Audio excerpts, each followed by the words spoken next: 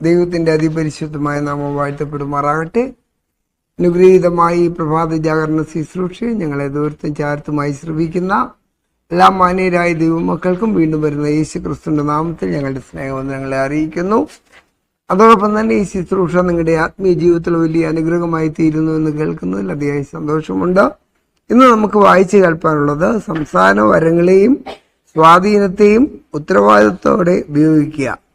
അതിൻ്റെ മനപ്പാഠവാക്യം തന്നിരിക്കുന്നത്, എനിക്ക് ബന്ധനകാരണമായ ക്രിസ്തുവിൻ്റെ മർമ്മം പ്രസ്താവിപ്പാൻ തക്കവണ്ണം ദൈവം ഞങ്ങൾക്ക് വചനത്തിൻ്റെ വാതിൽ തുറന്നു തരികയും ഞാൻ സംസാരിക്കേണ്ട വിധം അതിനെ വെളിപ്പെടുത്തുകയും ചെയ്യേണ്ടതിന് ഞങ്ങൾക്ക് വേണ്ടിയും പ്രാർത്ഥിപ്പീൻ.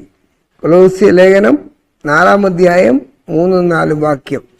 ഇവിടെ വളരെ നമുക്കറിയാം, ഈ ആധുനിക കാലഘട്ടത്തിൽ സംസാര ഭാഷ പലപ്പോഴും അതിൻ്റെതായ മൂല്യം നഷ്ടപ്പെടുത്തുന്നതായി കാണുവാനൊക്കെ കൊണ്ട് സാധിക്കും.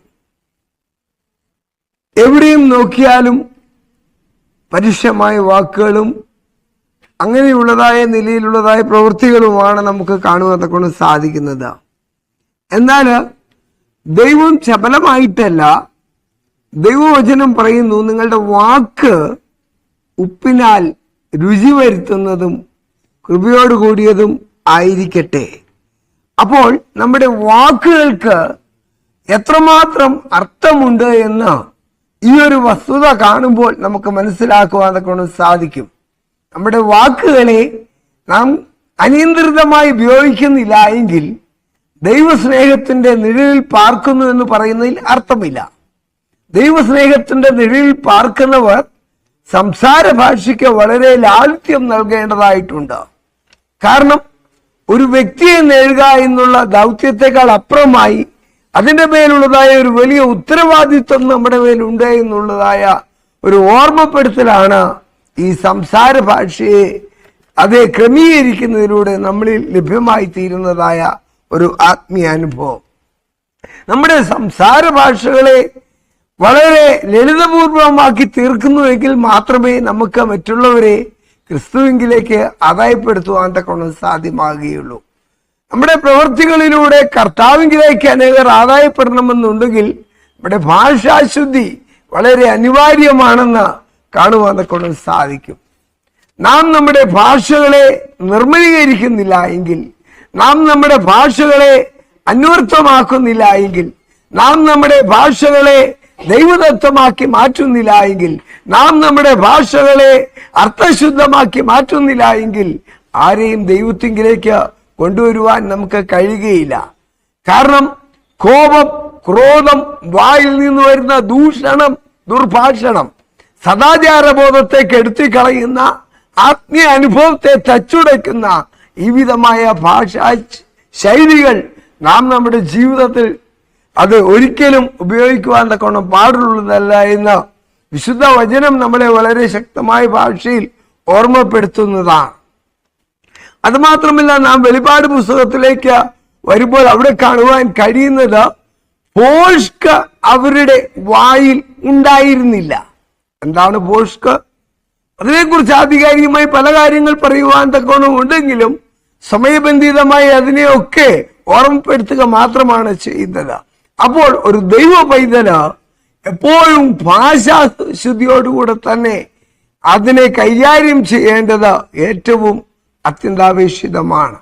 നാം മറ്റുള്ളവരെ ക്രിസ്തുവിലേക്ക് ആദായപ്പെടുത്തുവാൻ അപ്പോസ്തലനായ പൗലൂസിന്റെ ലേഖനങ്ങളൊക്കെ പരിശോധിക്കുമ്പോൾ അവിടെ പറയുന്നത്, ആമീൻ, എനിക്ക് ലാഭമായിരുന്നതൊക്കെയും ഞാൻ ക്രിസ്തു നിമിത്തം ഛേദമെന്നെണ്ണുന്നു. അപ്പോൾ നമ്മുടെ വാക്കുകളെ നിയന്ത്രണീതമായി ഉപയോഗിക്കുവാൻ കഴിയുമ്പോൾ അതിലൂടെ മറ്റുള്ളവരെ ദൈവത്തിലേക്ക് ആദായപ്പെടുത്തുവാൻ തക്കോണം കാരണമായി തീരുന്നു. നമ്മുടെ വാക്കുകൾക്ക് നാം മിതത്വം പാലിക്കേണ്ടത് ഏറ്റവും അത്യന്താപേക്ഷിതമാണ്. ഒരുപക്ഷെ പൊട്ടച്ചല്ല, കളിവാക്ക്, ഇങ്ങനെ ചേർച്ചയല്ലാത്തതൊന്നും പാടില്ല എന്ന് ദൈവത്തിന്റെ വചനം പറയുന്നു. ആയതുകൊണ്ട് ഒരു ശുശ്രൂഷകൻ എന്ന നിലയിൽ, ഒരു ദൈവവൈദ്യൻ എന്ന നിലയിൽ, ദൈവത്തിന്റെ ഒരു ഉത്തമ ഭടൻ എന്ന നിലയിൽ നമ്മുടെ വാക്കുകളെ നിയന്ത്രിക്കുവാൻ നാം പ്രതിജ്ഞാബദ്ധരായി തീരേണ്ടത് ഏറ്റവും അത്യന്താപേക്ഷിതമാണ്. നമ്മളിൽ ഓരോരുത്തരും നാം ബന്ധപ്പെടുന്നവരിൽ ഒരു സ്വാധീനം ചെലുത്തുന്നു. ദൈവത്തിൽ നിന്നുള്ളതാണ് ഈ സ്വാധീനം. അതിനെ എങ്ങനെ ഉപയോഗിക്കുന്നു എന്നതിന് നാം ചുമതലപ്പെട്ടവരാണ്. ശരിയുടെ ഭാഗത്ത് അത് പറയപ്പെടണമെന്ന് ദൈവം ആഗ്രഹിക്കുന്നു. ആയതുകൊണ്ട് മറ്റുള്ളവരെ ദൈവത്തിലേക്ക് ആദായപ്പെടുത്തുവാൻ, മറ്റുള്ളവരിലേക്ക് നല്ല സാരാംശങ്ങളെ പങ്കുവയ്ക്കുവാൻ, മറ്റുള്ളവരെ ദൈവത്തിന് പ്രയോജനമുള്ളവരാക്കി തീർക്കുവാൻ നമ്മുടെ ഭാഷാശുദ്ധി വളരെ അനിവാര്യമാണ്. ആ നല്ല ഭാഷയിലൂടെ, ആ നല്ല സംസാരത്തിലൂടെ, സ്നേഹോഷ്മളമായ സ്വാധീനതയിലൂടെ മറ്റുള്ളവർക്ക് നന്മ ചെയ്യുവാൻ സർവകൃപാലുവായ ദൈവം ഈ പ്രഭാതം നമ്മെ സഹായിക്കട്ടെ എന്ന് ആത്മാർത്ഥമായി പ്രാർത്ഥിക്കുകയും ആശംസിക്കുകയും ചെയ്യുന്നു. തീർച്ചയായിട്ടും നമ്മുടെ വാക്കുകൾ ലാളിത്യമുള്ളതായിരിക്കണം.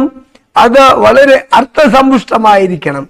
ആ നിലയിലുള്ളതായ നല്ല സാക്ഷ്യങ്ങളെ കൈക്കൊള്ളുവാൻ ദൈവമായ കർത്താവ് നമ്മെ സഹായിക്കുകയും അനുഗ്രഹിക്കുകയും ചെയ്യുമാറാകട്ടെ എന്ന് ആത്മാർത്ഥമായി ഉത്ബോധിപ്പിച്ചുകൊണ്ട് ഞാൻ എൻ്റെ വാക്കുകൾക്ക് വിരാമം കുറിക്കുന്നു.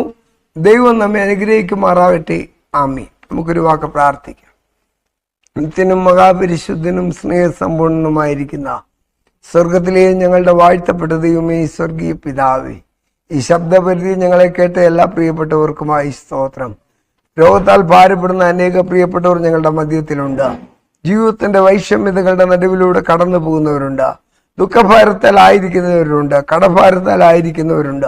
എല്ലാവരും ദൈവത്തിന്റെ കരങ്ങളിൽ അടികൾ താഴ്ത്തി ഏൽപ്പിക്കുന്നു. ഈ പ്രഭാതം ഞങ്ങളെ കേട്ട എല്ലാ പ്രിയപ്പെട്ടവർക്കുമായി സ്തോത്രം.